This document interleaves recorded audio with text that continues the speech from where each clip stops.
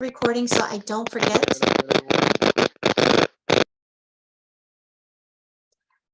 May I just see if you could raise your hand or put the action? How many of you have actually already written a proposal to SSTESOL or TESOL and have been accepted before? Can you use either your actual hand or your hand emoji? Who has actually written a proposal, got accepted to either SSTESOL or TESOL?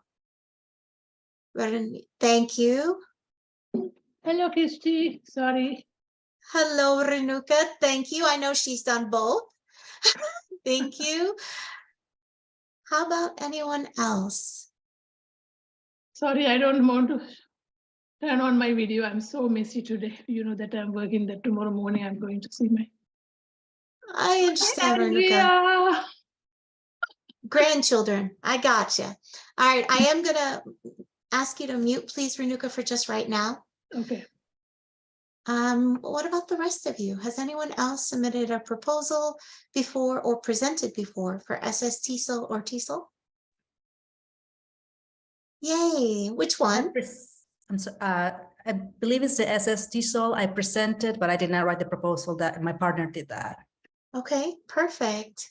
Aloy, what did you present at TESOL or SSTESOL?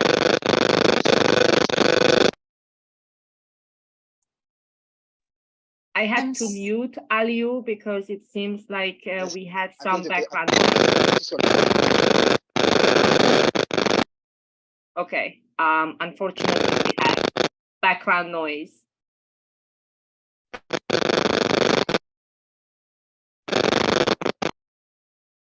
Aliu, would you please use the chat? That would be great because we're having a hard time hearing you. Would you please be so kind as use the chat? Anush, how about you? Anusha, have you ever presented? No, this is my first time trying to attempt to learn how to write proposal, but I'm not sure. Okay, well, I'm glad. Welcome. And Aliu, thank you. So you presented at TESOL, so another person who's got some experience. Fantastic. How about you, Andre? Have you presented before? No, this is the first time I'm joining this. Well, what excellent. Welcome, welcome. And how about you, Sarah? No, I haven't presented. Perfect. And Salita, how about you?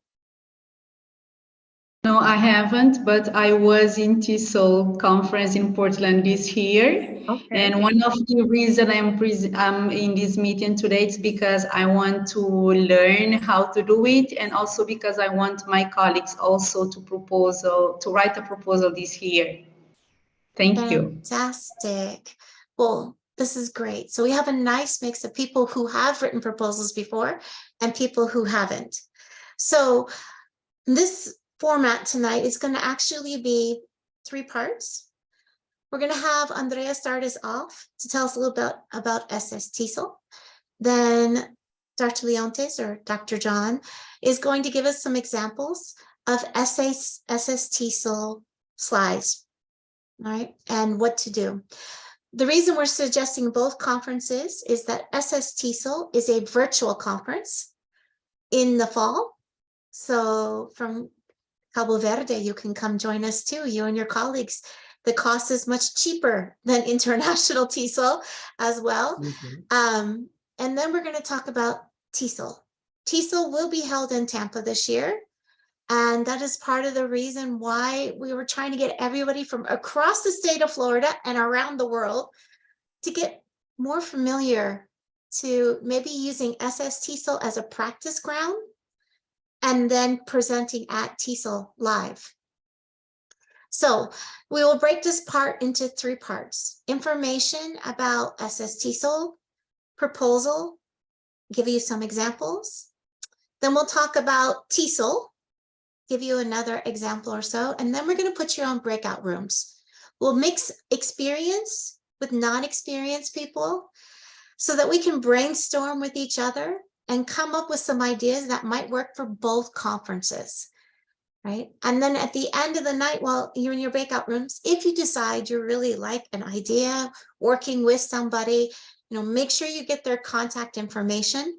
So then that way you can continue the collaboration. If by chance you didn't get that person's contact information, maybe put your emails in the chat. And then that way later on, since this is a recording and the chat won't be recorded, I can take the information from the chat and send out, if you send me an email saying, oh, I wanted to talk with somebody, I forgot their email, and we can hook you up with your partners. Collaborate continues. All right, so we're going to start. Welcome, Lorena. Hi. And Lorena, have you presented at either SSTESOL or TESOL before? I have in last year, but I wanted to learn more about now the big conference. Perfect. And are you from Florida, Lorena? Are you joining us from Florida or from someplace else? I am in Argentina. Excellent. This is actually an international webinar. Yay! Perfect. Just what TESOL is all about. So let me share the screen with you. I'm sorry? And SSTESOL. Yes, excuse me. I'm sorry. SSTESOL is all about too. All right. So let me share the screen with the slides. And Andrea, you will start us, please. And slideshow. And let me go back one. Okay, Andrea, would you mind? I'll control the slides for you. Thank you so much. Hi, everybody. Welcome to this webinar. It is our pleasure to welcome you. We decided to present these webinars as part of Sunshine State TESOL and TESOL to help you prepare for these conferences and hopefully help you establish connections, collaborations to help you with your professional development. Today, we are going to talk about how to write a proposal, but also our hope is that hopefully you will collaborate with each other, and we are going to explain why collaboration should be such a great idea. And these are the objectives. So we want you to collaborate on a topic and hopefully develop this topic into a proposal, abstract, summary for TESOL and SSTESOL. And then we are going to talk about also how to write a proposal, a successful proposal for SSTESOL or TESOL. We also will discuss questions such as why was my proposal not accepted, because this is a question that I often get from writers. So in terms of Sunshine State TESOL, as I am the president this year, so I oversee the conference. And this year we have a virtual conference with 12 strands. I highly recommend this conference because it has a high acceptance rate. However, I would like to provide some background knowledge on this conference is particularly for practitioners. So please make sure that you craft your proposal in such a way that it has practical implications. That being said, we do have various presentation types. We have workshops, we have research paper presentations, and we also have practice-oriented presentations. So you might wonder, what is the definition, or what is the difference between a workshop and a research presentation? Typically, a workshop tends to engage in activities. So it's a how-to demonstration, if you will. And a presentation is more than an information session. You can talk about a practice-oriented presentation or a research-oriented presentation. So these are we don't have, for instance, posters this year. So just be aware of the presentation formats. As I mentioned earlier, the nature of this conference is more practice-oriented conference. We have 12 strands. Many of the strands relate to intercultural communication, advocacy.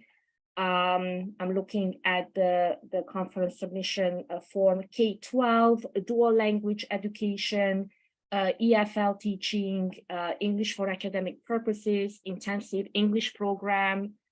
Teacher education is its own strand, intercultural communication and global competency. Learner autonomy has its own strand this year.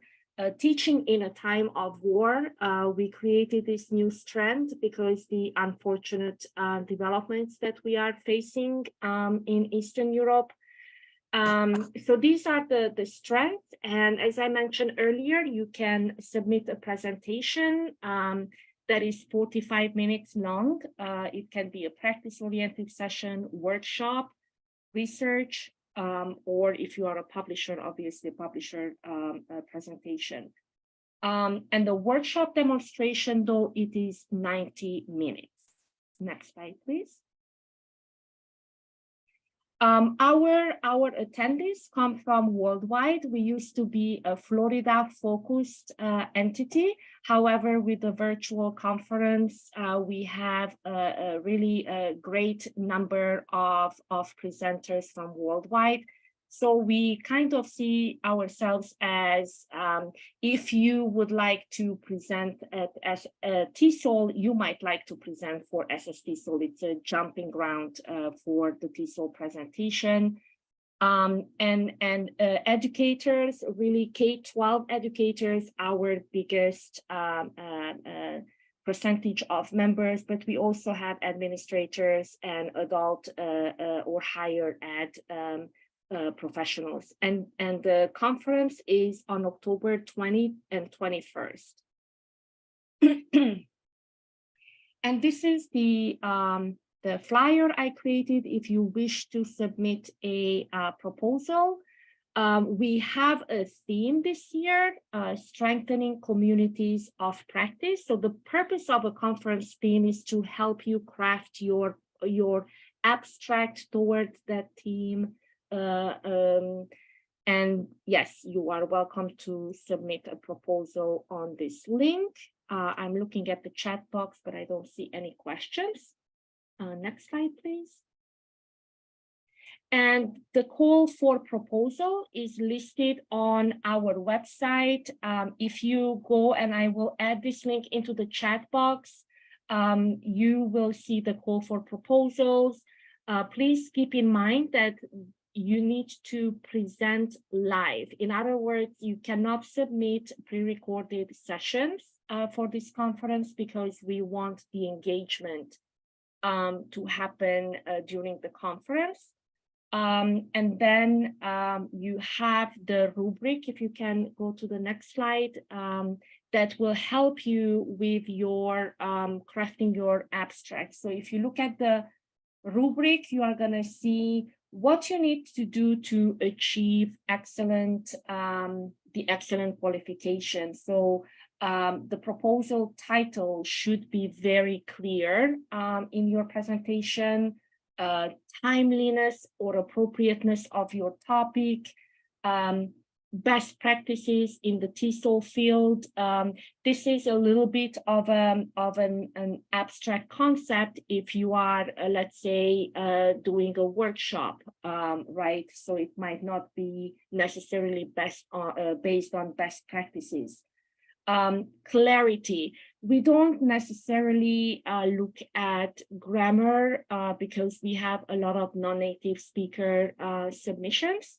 But we would like to encourage you to review your proposal for clarity and succinctness of ideas. And then hopefully that this session will positively contribute to the TESOL field. So these are really the criteria that we are looking for. And I will add the information in the chat box if you would like to see our website and if you like to submit a proposal. And again, if you submit for SSTESOL, please be aware that we have a high acceptance rate. We will provide feedback. We don't have the tendency to deny proposals, but if you are willing to revise your abstract based on the feedback that you receive, we are likely that you will get accepted. Thank you. That's all I have. I think the next is Dr. Leontas. Yes. Yes, thank you, Dr. Lipka. Hello, everyone. Pleasure to be here. I'm so glad that we have so many people from around the world, especially those who join us from abroad. I also have a couple of my students here, so that gives me enormous pleasure to be able to basically preach and teach the things that we discuss in class. As Dr. Lipka correctly pointed out, there is a rubric.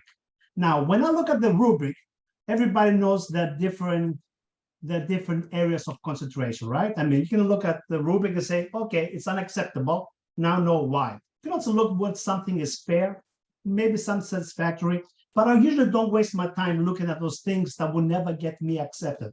I always go for the kill. And the kill basically here is what is excellent, because you have to meet the highest standards if you want to compete at the highest standard level.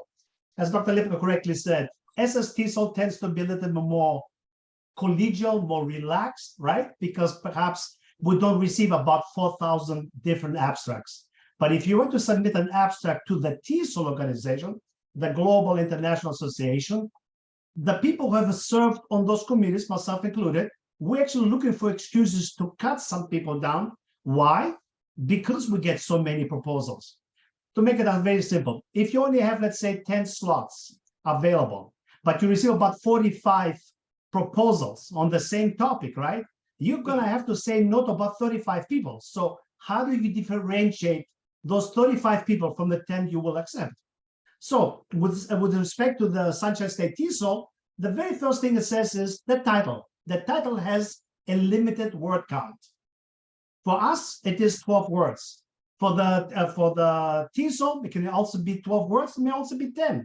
They may also say, for example, just a continuous one title with no colons, no subheadings, right? So if you actually miss the opportunity to create a title that is either more than 12 words or actually has a subheading, a subtitle, you just gave somebody the excuse to cut you down.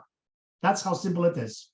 Then it also says in there, has the proposal topic timely? Is the proposal timely or appropriate? You have to look at the theme, right? I mean, when the executive committee came together to decide what is the theme, they didn't just pick up a topic or a theme out of thin air.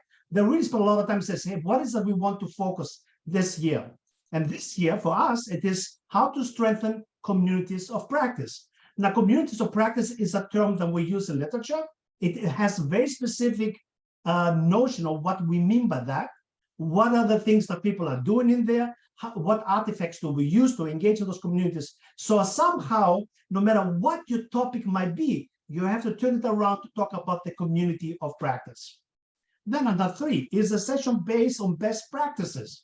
Again, whether you're doing a session, whether you're doing a workshop, whether you're doing a research presentation, you still have to choose a particular strand. If you look, for example, at the SSTESOL website, it says, choose one, dual language, bilingual education. That may be one strand. You may want to talk about K-12 practices. Maybe you want to talk about adult education, maybe EFL, EAP, and so forth, right? Again, you have to move your conversation around a particular strand for which you're applying. And then, of course, lastly, you have to think about your presentation type, whether it's a practice-based orientation session, whether it's a demonstration or workshop, whether it's a paper or just a research presentation. And of course, the abstract there has to be 100 words. Now, that doesn't mean that you write 10 words and expect to be accepted. If it is 100 words, I always tell my students, and I'm telling you today publicly, you need to really approach that 100 words, right? Now, if you get stuck at 75 or 80, that's fine too. But you should not be writing 30 words when somebody's expecting to see a 100. Even the proposal says 300 words. You should not be submitting 100 words when people expect 300. Because if you cannot really formulate your ideas, what it is you will be talking for 45 minutes, which is extremely, extremely generous for SSTESOL. Most conferences, you get lucky if you get 15 minutes, 15 to 20 minutes, and then the next person will come in. With SSTESOL, because we are more collegial, we are more like family-oriented conference, we allow each other to talk a lot more. And therefore, we're not so stringent when it comes to those things. Next slide, please. So the question now is, how easy is all this stuff that you're telling us, Dr. Leontas? If you ask me, I will tell you it's as easy as American apple pie. It's as easy as ABC, it's as easy as 1, 2, 3. And no, there are no samples there that for sale. You get them today wholesale. You buy one, you get 3 what you call samples. Next slide, please. Look at the slide, for example, that I proposed back in 2017 to the Sunshine State TESOL. Back then, the theme was Know Your Players and Master Your Game. Look at my title. Let's set the world on fire. Normally, the idiomatic expression is not let's set the world on fire. It's he will not set Thames on fire, right? It's the river in England, right? But if you look at the proposal itself, what do you see? You see some very simple stuff. The very first sentence is just one sentence, right? Says, this session helps connect pragmatic implications of idiomaticity to principles of good language teaching. So the very first sentence presents the content. What will you talk about? The next sentence sets the purpose. Why will you talk about pragmatic implications? And it says, techniques for developing figurative competence are highlighted and applied in collaborative pair group activities. If you're going to suggest that you will do pair group activities, you better engage the audience in pair group activities. Otherwise, it will be called fake news and fake advertising, right? So you go from content to now to the purpose. And lastly, how will you do all those wonderful things that you claim you will do in this session, in this workshop, in this presentation, right? It says, participants learn how to, and notice how to is in italics, how to teach idiomatic expressions regardless of personal method, preference, or preferred multimodal language task. So any proposal written, whether it's written for SSTESOL, whether it's written for ACTFL, whether it's written for the big TESOL, whether it's written for any conference around the world, always looks for those 3 things. What are you going to talk about? That's the content, okay? Why will you talk about those things? That's the purpose. And lastly, tell us, how will you do X, Y, and Z? And what will the participants listen to you for 45 minutes take away from the session? Because if it's just for you to go in there and showcase your knowledge and how wonderful you are, but that the people that attend don't take anything away from the session, then that will be a nice show, but unfortunately, the people will not have learned very much. Let's look at another example. The next slide, please. Again, look at the title. Developing multimodal literacy through digital storytelling projects. How many words in the title? 7. How many am I allowed? 12. Okay, so at least check I'm below the number, the threshold. Next slide, please. Again, look at the proposal summary. 100-word limit. How many words do I have? I have exactly 100 words. How do you know? Because the very first sentence basically tells you what this topic is about, right? Today's web to the world is driven by people who consume and create. Our learners seek equal access. To this end, we propose. There comes the purpose. What are you proposing, John? We propose and describe what? A digital storytelling project which combines a genre approach with X, Y, and Z. So what would the participants now take away from those things? Here comes the next verb. Discover new ways of how best to have X, Y, and Z. Next one, witness them improve, right? Those are key verbs that you have to use for you to be able to indicate to the reviewers of your proposal, you know exactly what you're going to do, you have a purpose for doing those things, and you also know what the participants will take away from that. Look at the big example now, that's 300 words. Next slide, please, Christy. Oh. I'm sorry, let me just, here it is. There you go. You see, for example, how the abstract, 300 words exactly 300 words. And again, if you actually read this, if you take the time to read this, again, you have 3 sections, the content, the purpose, and the execution. And that is how easy it becomes for you to think about how to organize your abstract. If you go to the next slide again.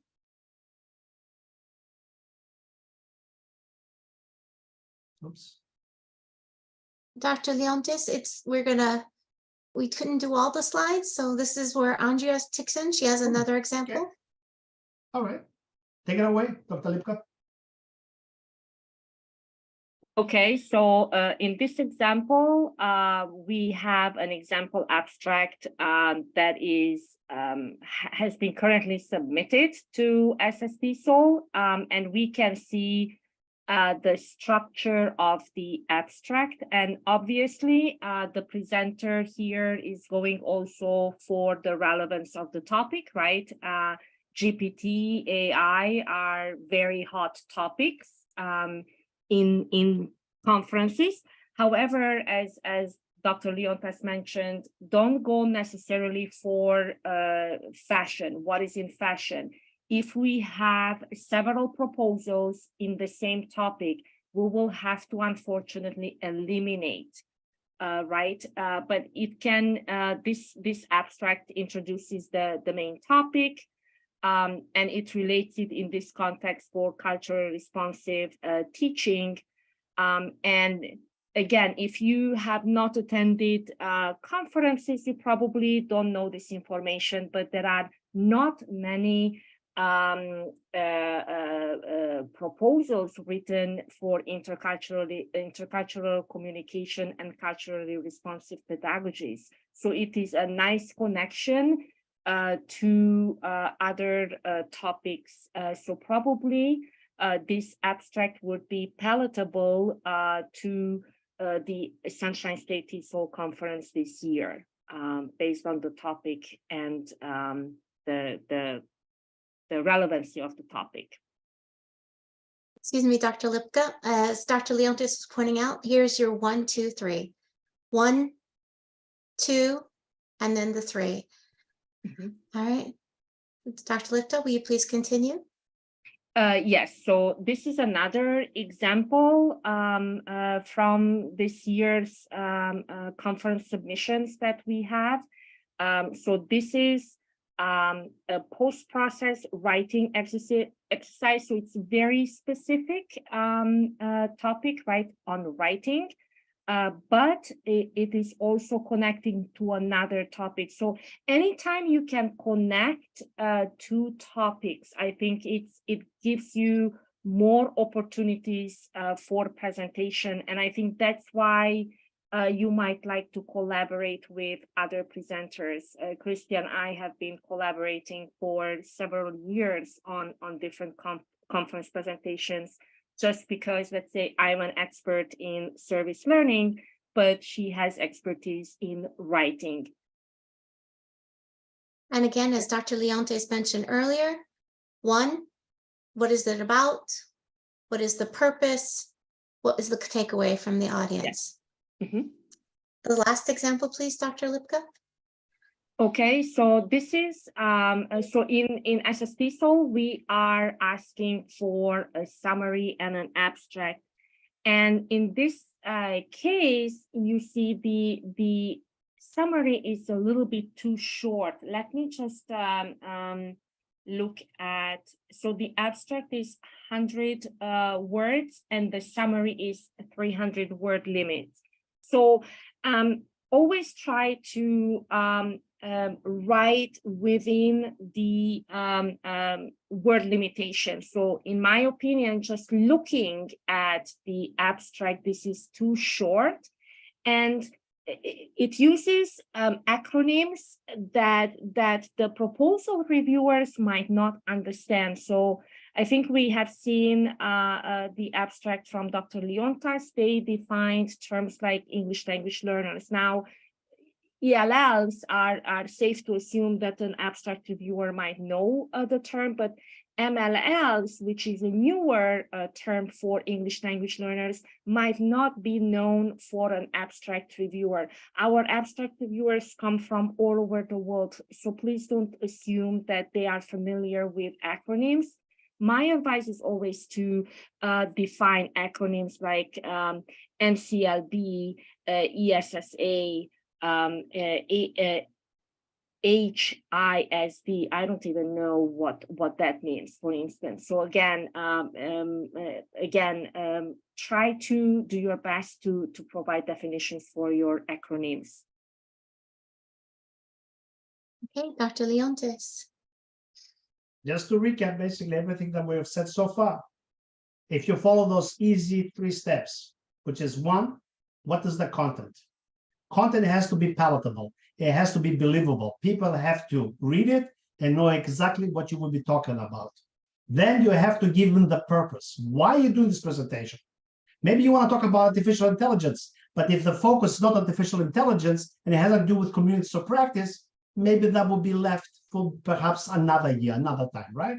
And then lastly, and most importantly, will you put your people to sleep? No. You're supposed to get people excited. You're supposed to get people say, wow, I'm so fired up. I'm going to take those ideas. I'm going to go right back to my desk and I'm going to write the next proposal because I just love this topic. I love to engage my students in this kind of discussion about communities of practice. That is what I refer to as the execution. And it's not about what you will do, but more importantly, what the participants that come to your session will take away from that. And if you can imagine a session where you have, for example, 1 hour, and everybody's talking about 15 to 20 minutes with the questions, right? So you have 3 presenters and you have several rooms. Now you're competing with Dr. Andrea Lipka, who is in room B. Now you're competing with Dr. Christy Williams, who is in room C. So then, of course, the people that are going to come to your session, they have to get excited. How? Because they read that 100 little word, little blurb in the conference program. That is your advertisement. That's your business card. And everybody knows what a business card is supposed to do. It's supposed to leave people with a very good impression that you are professional, that you know what you're talking about, and that's why they should come to your session in room A as opposed to go to the competition, to Dr. Lipka in room B, to Dr. Williams in room C. Because we only have so much time. And time in America, we say, time is money. And nobody has the time to waste. And even though we are a community of practice, and even though we love each other and we want to support each other, we still want to remain above par, right? We still want to remain professionals because it takes a lot of time, effort, and money, right? To get together, to attend those conferences, right? To do the hotels and all those wonderful things. So that's my simplest advice. It's easy as 1, 2, 3, but only if you follow those steps: content, purpose, and execution. And with that, I'm looking forward to all the SSTESOL 2023 proposals that we shall await for you to engage with us. I know my students are already working hard on putting some proposals together, perhaps for the very first time, but there is no better time than today, right? Because as we say in good German, morgen, morgen noch nicht heute, sagen alle faule Leute. Tomorrow, tomorrow, not today, say all the lazy people. So you cannot postpone it for tomorrow for things you can do today. Thank you. Thank you so much. I love how you got all those idioms in there. So we're going to segue slightly now, and we're going to talk about SSTESOL. So what's different about SSTESOL and TESOL is that it does have a special form for graduate students. So submit your proposals for SSTESOL as a practice for the graduate forum, which is held a day before or 2 days before the actual conference. So the conference is happening March 21st through March 23rd in person. So the graduate student forums will be held on the 20th and the 19th probably. So this is a great opportunity for all of you who are graduate students to have your first publication. And it gives you a chance to get some real professional feedback. Educators and administrators around the world in different strands. The virtual one is also amazing. I don't know if any of you had a chance to participate in the virtual conference last month, but they use Canvas. And so those of you who are familiar with Canvas, that's an LMS. It was wonderful. I couldn't believe I was having conversations with people I didn't get a chance to talk to in person in Portland, with people from all over the world. So consider both. The proposal deadline is the same, June 1st for both. Isn't it for us June 30th? I'm sorry? Isn't it for us June 30th? No, I For think, SSTESOL, it's June 30th, but for TESOL, it's June 1st. Oh, yeah, yeah. yes.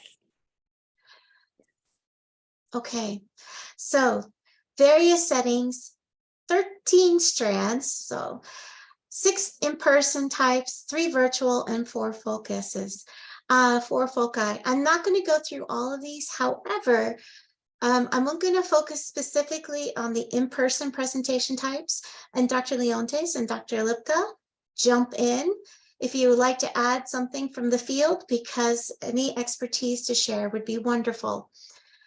So let's talk about the strands. As you can see, there are some overlaps with our SSTESOL. We have the intercultural communications. We have professional development, personal development, materials, teacher education, vocabulary, program administration, listening, speaking, and pronunciation, digital learning, and technologies. So there are many here that you could write one proposal, change it subtly, and maybe get 2 conferences out of it. Here are the possibilities for TESOL, the in-person one. A dialogue can be 1 to 2 people. As most, they suggest no more than 3 for 45 minutes. A panel can be up to 5, and that's usually an hour and 45 minutes. A poster is an actual poster presentation. A presentation is usually 30 to 40 minutes. A workshop is slightly longer. It's supposed to be very interactive. A workshop is TESOL's interactivity one, not just to show and tell, but have people do hands-on. So keep that in mind when you're thinking about what kind. And then a teaching tip. This is a 20-minute, quick, successful, something that has worked really well, and you cannot wait to share it with other people. And it's a wonderful way to get your feet wet in this kind of situation. It's very interesting. You get a wide audience. And since it is successful practices, many of the questions then are related to implementation and success rates of said practices. What's different, or I should say similar in summing things out, is conference theme. For TESOL, it is embrace and learn. Embrace and learn. Timeliness of the topic. What is important? Deadline. So June 1st. June 1st is the deadline. Evaluation criteria. Like SSTESOL, there is a rubric. This year, they are not sharing the rubric. I checked on the TESOL website before tonight's presentation to just be on the safe side. They're not sharing it. The acceptance rate, Dr. Lipka and Dr. Leontes both touched on this. It can depend on the quality of your proposal. If there are multiple on the same topic, they will only choose the ones that get the most score in the evaluation rubric. I have clicked here for you. This is what the worksheet looks like. It goes step by step, and it gives you some suggestions. And what do they mean by practice, research, conceptual, and policy? It gives you the time. So again, you have a chance to see them all. And if you considered a grant, and then how many people do you think? Now that's something SSTESOL doesn't ask you because it is a virtual setting. This is in person. So this has to do with rooms, the size of the rooms that they will be offering. And then here, the title is 10 words. So SSTESOL is 12, TESOL is 10. 50 words for the abstract, as Dr. Leonte says, that's your ticket to get people to come see you and not other presenters happening at the same time. Since some of you have been to TESOL, you do know there are many presentations happening simultaneously throughout the days of the conference. So that abstract is what gets people into your presentation or into whatever you are talking about. Here is the 300 words session description. It gives you clear guidance and then any citations you want to have. I've linked this in the, I'm so sorry, please forgive me for a minute. I need to open up the tab that has it. Oops. Okay, 1 second here. Let me stop sharing for 1 second, please. I'm so not used to doing Zoom. I'm so used to doing other things. So let me, here we go. This is where we're at. So I've also linked in here the checklist of what you should consider. In including of this recording, we will also send the slide deck, or the slide deck will be available as well with all the hyperlinks if you would like said information. Dr. Lipka or Dr. Leontes, do you want to jump in here and add anything before we go to the next part? No, just the key point I noticed on the big TESOL, when it talked about the titles, 10 words, it also said there's a guidance that says, please check the formatting. There's a special formatting, which I think is, if you read it very carefully, I think it says no subheadings, no colons, just basically 10 words maximum title. It also talks about punctuation. Correct. It also talks about what punctuation is not acceptable. Is there a question in the chat? Yes, we can make that happen. We can definitely make that happen. So this is what TESOL suggests. The abstract should have no citations and nothing related to the presenter. Correct. It should highlight, just like Dr. Leontes talked about, the 1, 2, and 3. It should highlight what are the takeaways. What's the purpose? What is your audience going to learn in that abstract? Why you instead of someone else? Please note that in the proposal description, there should also be nothing to indicate who you are. But it's, again, purpose, evidence from the field. So here, Big TESOL really wants to know, are you current with your knowledge and your research? They want to know that. Right. That will disclude you if you do not show that. Outlines with your activities. How are you going to engage your audience? What is that going to look like? And who is the target audience? With so many people attending, who do you think will be there? So I wanted to show you an example. This was my proposal with a USF graduate student, Umi Saeed. We were talking about perusal, but we cannot talk about the specific tool type in the title or what exactly it is in the abstract, because then we would be disqualified. It would seem like we were promoting it. And we wanted to show how it can be utilized, not to promote the actual tool. So please keep that in mind. It is our title and what this audience will learn from. So we'd like to take the time now to give you a chance to collaborate. We're going to put you on breakout rooms, and I'm going to ask Andrea if you can help me with that while I put some of the links from the presentation in the chat box.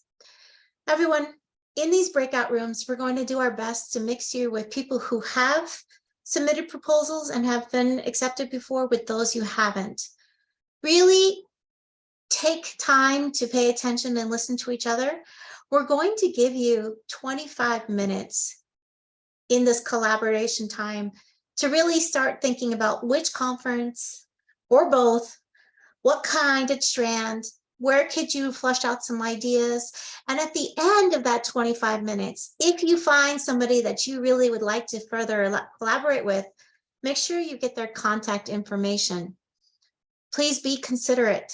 So again, these are the directions to think about: which conference, which strands, flesh out the ideas, start collaborating and decide who you'd like to continue with in the future. So I'm going to stop Christy, sharing. Yes. Yeah, I am, only you can create the breakout rooms. Sorry. Okay. So then if you wouldn't mind putting in the links, I will take Sure. care of the breakout rooms. Just 1 second, please, everyone.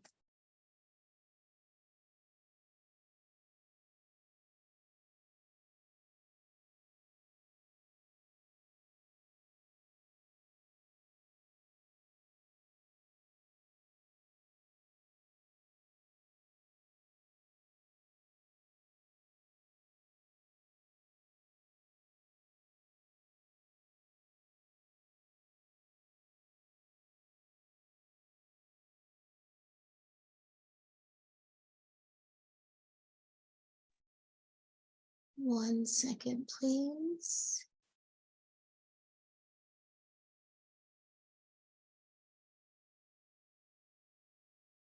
That did not work.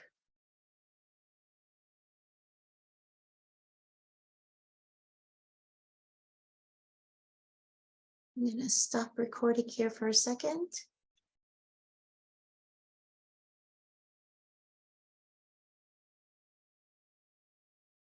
Andrea, could you please stop the recording? Because when we go into the breakout room,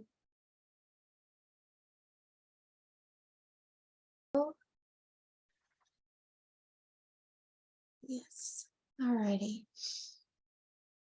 All right, everyone, here is the whiteboard. I'm going to mute myself since we're all in one big group. Start putting ideas here. You all have access to this whiteboard. If you're interested in working on a SSTESOL, we'll just divide the space into half, okay? And we'll make all of these here SSTESOL, and we'll make these TESOL. If there's a strand that is interesting to you, please go ahead and put it on the whiteboard.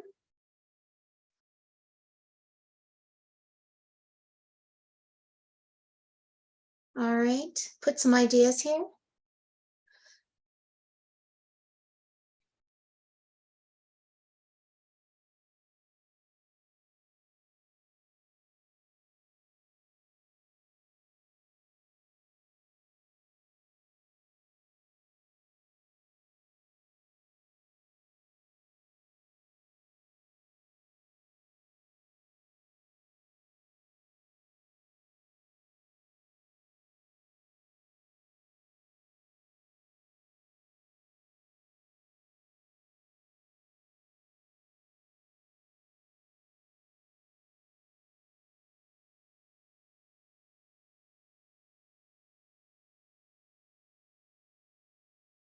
In the chat, we have put the links to the worksheets for you.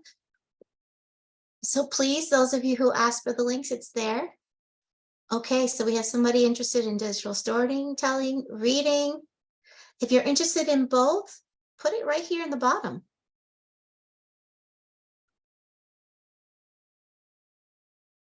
And it's not a bad idea to attend both conferences. Remember that you can attend SSTESOL and obtain more feedback and then go to the next conference. Maybe not necessarily next year, but maybe in 2 years, you can submit your presentation to TESOL. But we encourage you to submit to both places. It cannot hurt, right? Because you receive feedback. So what you do with the feedback is very important, right? I remember that 1 year Christy and I submitted the presentation. It was accepted, but then COVID hit. And the next year, the same presentation was not accepted. So it's just, it sometimes is a hit and miss, okay? But I see great topics coming up, so I'm very happy. Okay, using engagement techniques. Yes, always very popular because we want our students to be engaged. Like, this is an engagement technique when plan A doesn't work, right? Perfect. Language acquisition through social media. Lorena, what do you mean by comprehensive approach to language acquisition? Can you further elaborate, please?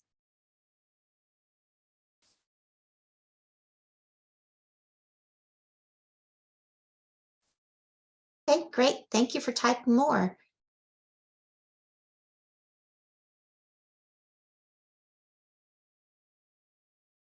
Who wrote about assessment? That sounds interesting. What kind of assessment? Formative, summative?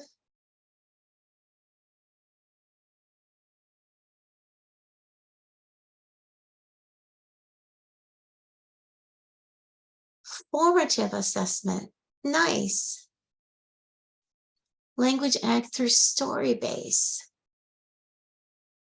Huh, Lorena, that sounds very interesting.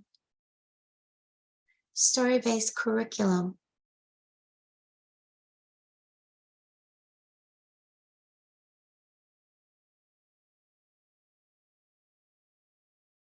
Interactive. Collaborative, okay. I'm just moving it just so there's more space, that's all.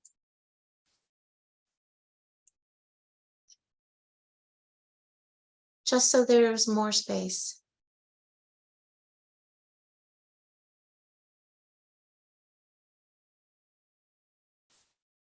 Mutsa, I hope I pronounced your first name correctly.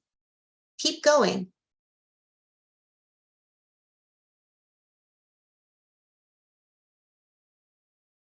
Interesting. And if you feel that you need ideas, I don't think that teachers lack creativity and ideas, but if you feel that, I don't know, feel free to find previous conference proposal submissions. For example, if you go to the Sunshine State TESOL website, we posted our conference books, so you are welcome to browse and look for ideas. Sometimes you are going to see that some ideas keep coming up, like collaboration, interactivity. That has been a focus of teachers forever and ever, right? Or maybe you are a novice teacher. I know that as a novice teacher, I was constantly worried that I talk too much. So perhaps, doing research on teacher talk could be very beneficial, right? And not just to novice teachers, but some even veteran teachers have a tendency to maybe talk too much.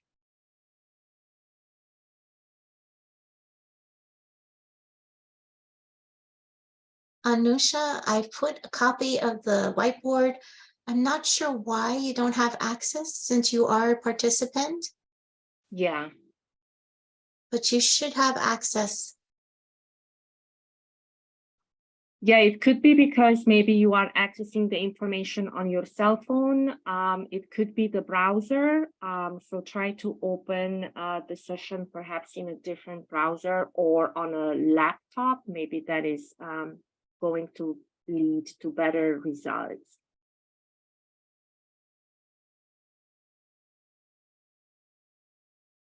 Through the current curriculum, digital storytelling. Nice. I see some connections here, Lorena, with this person and this person. Sounds like you might be able to come up with some ideas.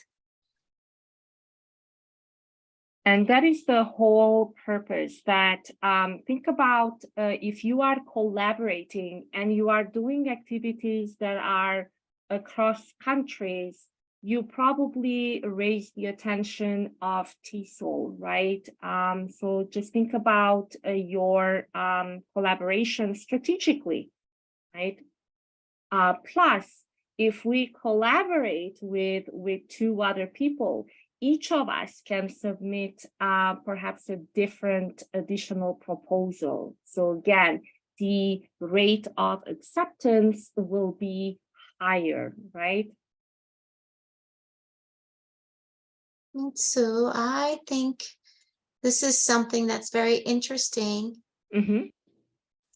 I don't know if you're thinking of something like the new version of Quizlets that is available, because there's a new version that's different whole everywhere, or are you talking more about something like Bamboozle?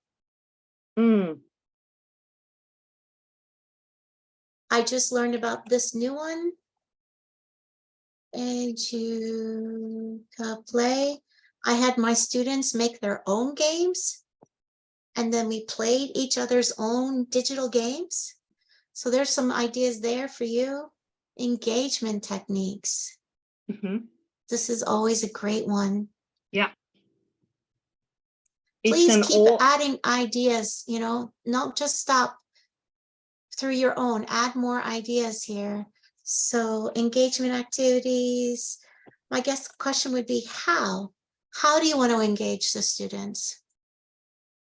Are you thinking digitally? Are you thinking about other ideas?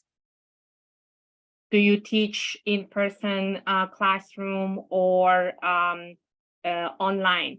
I currently teaching. I am teaching online asynchronous classes, so I am highly interested in making sure that my classes, my SSTESOL classes, are very interactive. So that would be my focus. But I like what I see. I see intercultural communicative competence in EFL classrooms in Indonesia. So I would be interested to perhaps do a comparative proposal, compare a class in the US with a class in Indonesia, or maybe even do a collaboration between the 2 classrooms, right? So lots of interesting ideas can emerge from collaborations. Okay, I see multisensory, something. Excuse me, Dr. Lipka, I'm going to interrupt you for 2 seconds. May I ask whoever did the Indonesian one, could you say hello? Yes, hello. Okay, Oh, hi, Andri. Okay. Are you a USF student by chance? No, actually, I'm an Indonesian citizen, and currently I'm a research scholar in India. So no, I'm joining from India, and Oh, wow. Okay. Yeah. Well, welcome.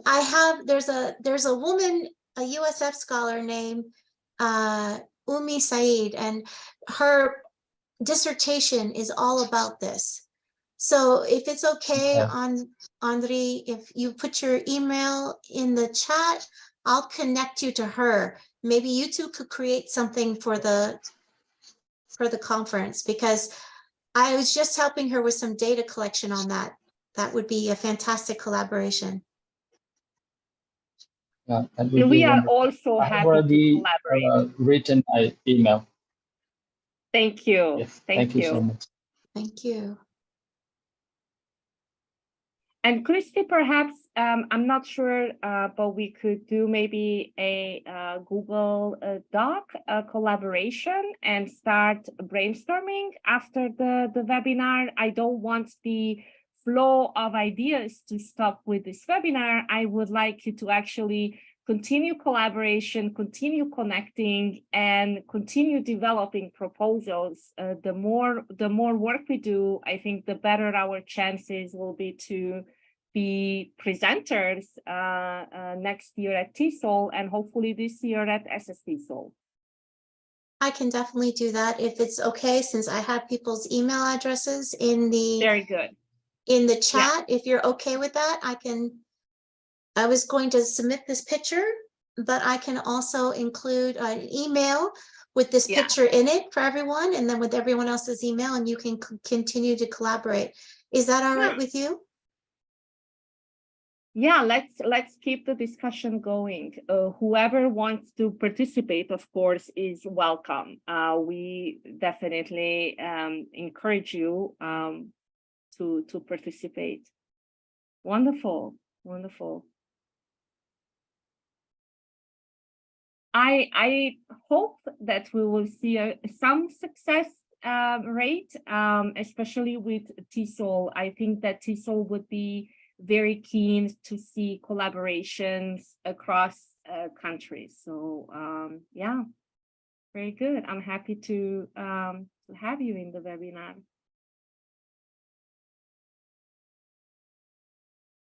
Okay, I'm sorry for the clickety-clacking. I'm just responding. Thank you all for answering. I wanted to give you a few minutes. Does anybody have any questions they would like to share or ask while you have such a wide variety of people here to ask? Maybe somebody else besides Dr. Lipka or Dr. Leontes or myself have the answers. I'm going to just stop the whiteboard for right now. Oh, Svetlana, I'm so sorry. Oh, you're more than welcome. We're so happy you're here. We're happy you're here. We're just excited to have everyone here. But yes, do you have any questions? Anything that we can help you answer, or maybe brainstorm ideas, or you are confused about the proposal submission, anything that we can help you with.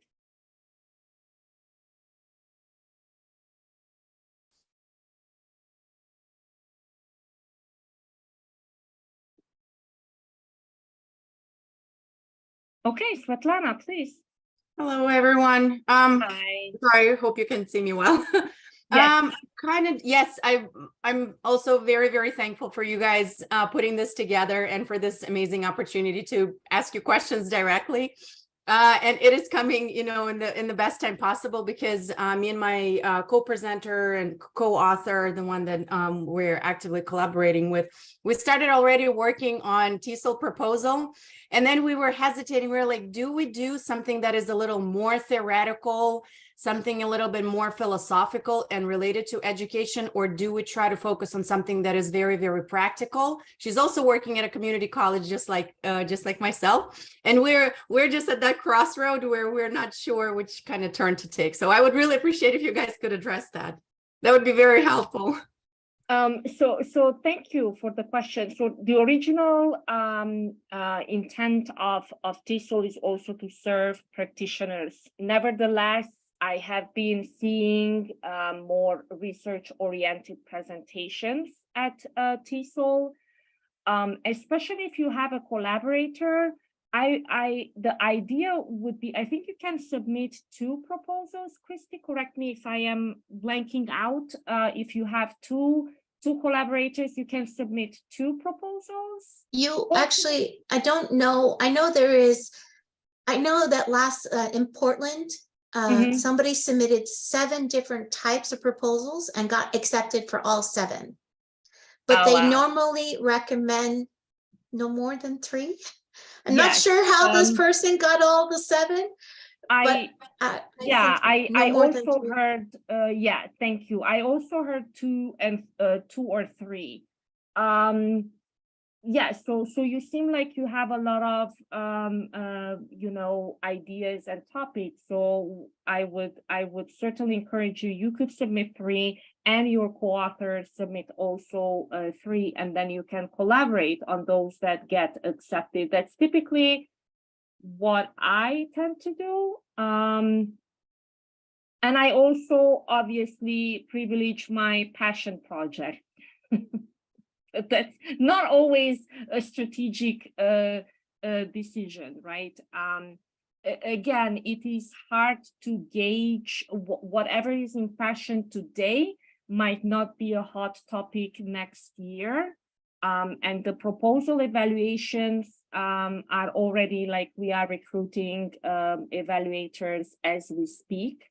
So probably they are looking at hot topics so far. And again, that doesn't mean that you can't do your passion projects, especially if you, I don't know where you live.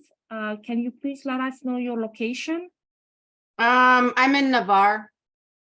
I'm working for Pensacola State College. Okay.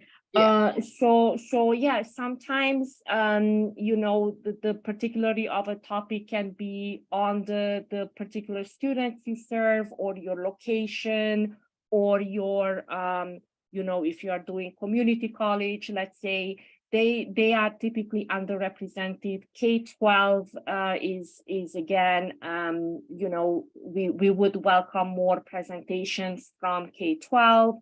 So there are some areas that are underrepresented, than some other area that I think it's underrepresented is the mental health aspect. So again, if you could find collaboration with a student who studies psychology, counseling, that could be, again, this interdisciplinary collaborations can be successful. I don't know if we have other ideas to share. Lorena had a question too. Sure. So Lana, did we answer your question? Okay, so Lorena also had a question too. She asked if you submit a proposal to TESOL, do you get the feedback and then resubmit? No, unfortunately, TESOL, no. Once you submit, they will not give you any feedback until the final decision. Now, if you're asking if somebody here who's had some experience would look at your proposal for you and give you feedback, that would depend on the person. I can't speak for everyone here, and depending on their workload at their place. But, you know, in the private email that will go out, you know, ask one of them if anyone would be interested to check each other's proposal. Why not? And give each other feedback. That would be a great way to do it. I hope I answered your question, Lorena. With this year, because Christy and myself are proposal evaluators, we cannot give feedback. So I'm gonna be honest. That would be a conflict of interest. Yeah, I definitely, I can't give any. I can't give any feedback regarding digital strands. I am a proposal reviewer for that, so I cannot give feedback for anything like that. Sorry. Okay, other questions?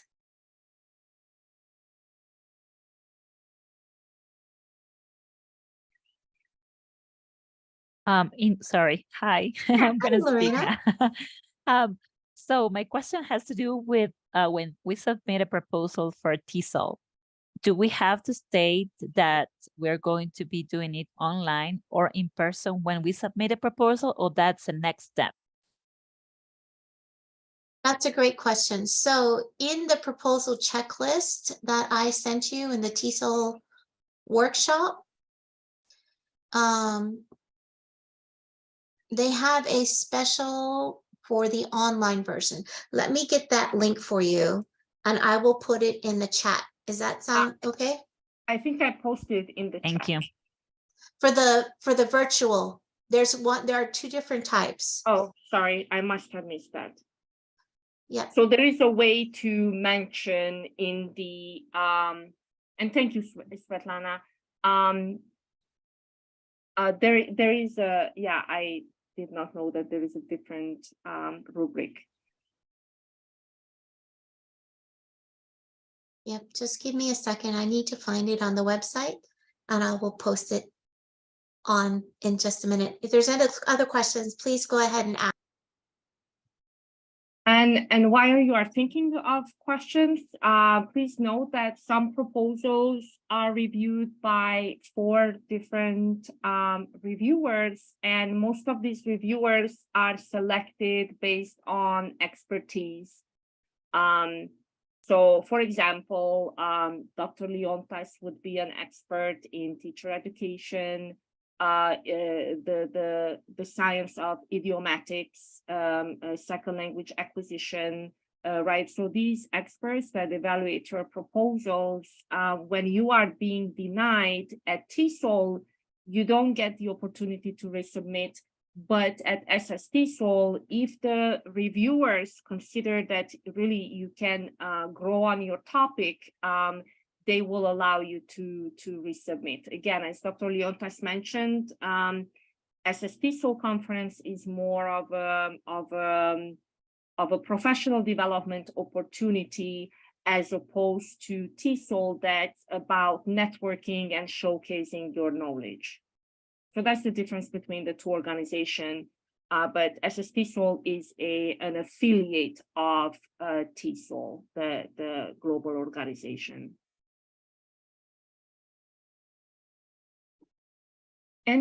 Okay. Yes, there will be opportunities to volunteer at the TESOL conference next year. We are actually, Sunshine State TESOL is the organizer of the volunteer opportunities. So we are going to be sending out more information about how to volunteer as we get closer to the event. I must say that typically volunteer opportunities extend primarily to local people where the TESOL conference is organized. So for instance, this year, most of the volunteers at the TESOL conference were Portland, people that live around Portland, just FYI. So they have limited opportunities for volunteering for outside non-Portland residents. That being said, we are going to keep this request in mind. They did have some from outside of Portland through the state, but and actually, we actually met somebody from Hillsborough County, Florida, as a volunteer in Portland. Yeah. And she didn't even realize that it's coming to Tampa next year. So we will try to make it as possible for local and for international. Excuse me for interrupting, Lorena and anyone else. I put in the link right now, the virtual TESOL proposal checklist. It's in the chat box for you, as well as the 3 session types for the virtual. So it's all in the chat box for you in there. You're most welcome. Any other questions?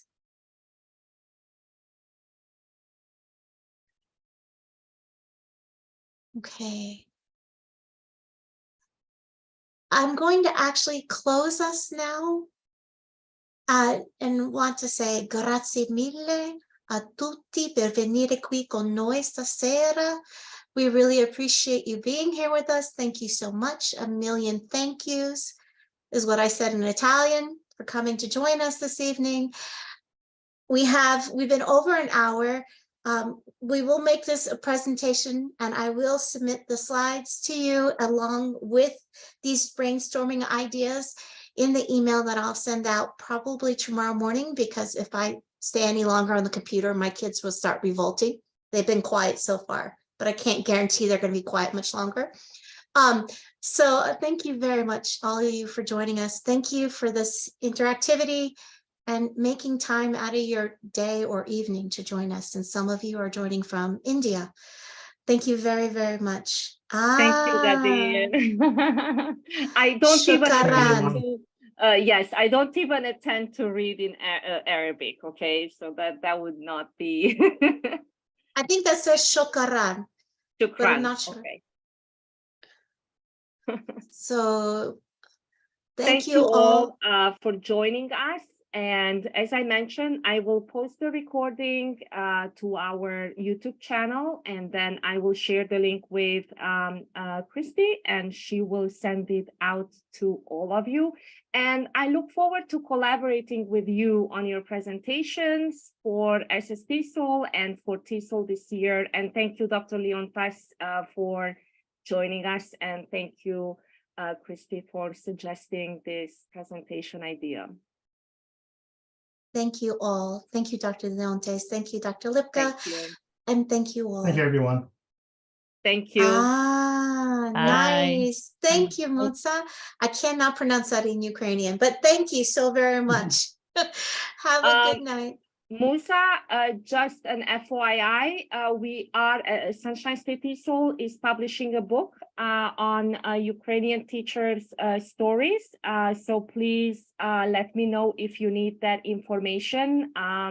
We are still accepting proposals. So if you know any teachers in Ukraine or who are teaching online, Ukrainian refugees, Ukrainian students, please send them on our way because we are working. I do on teach. a book. I Oh, do teach excellent. Ukrainian refugees. Yes. Musa, let me share the link to the book proposal, and then I hope I hear from you. Just bear with me for a second. I apologize for. Yeah, I have people that moved from Ukraine into different Nice. countries all over the world because they had to move out, and now some in Netherlands, some in in different countries. Yeah, in Germany. Yeah. Yeah, so we are working on an edited book that hopefully gives voices to educators who are teaching in Ukraine or Ukrainians. Let me just post the flyer, the link to the flyer. Thank you very much. Yeah, thank you. Please spread the news. We have a pretty decent amount of proposals, so I am happy, but you know what? We can always showcase more stories. So let me post it in the chat, and thank you so much, and feel free to email me if you have questions or you need me to review your proposal. All right. Thank I'm you. going to close the Zoom, everyone. Thank you again, and you'll see the email probably by tomorrow morning. Just don't look at the time. Just don't look at the time. Bye, everyone. Bye. Thank Bye, you everyone. all. It was great Bye. having you. Thank you. Bye. Bye.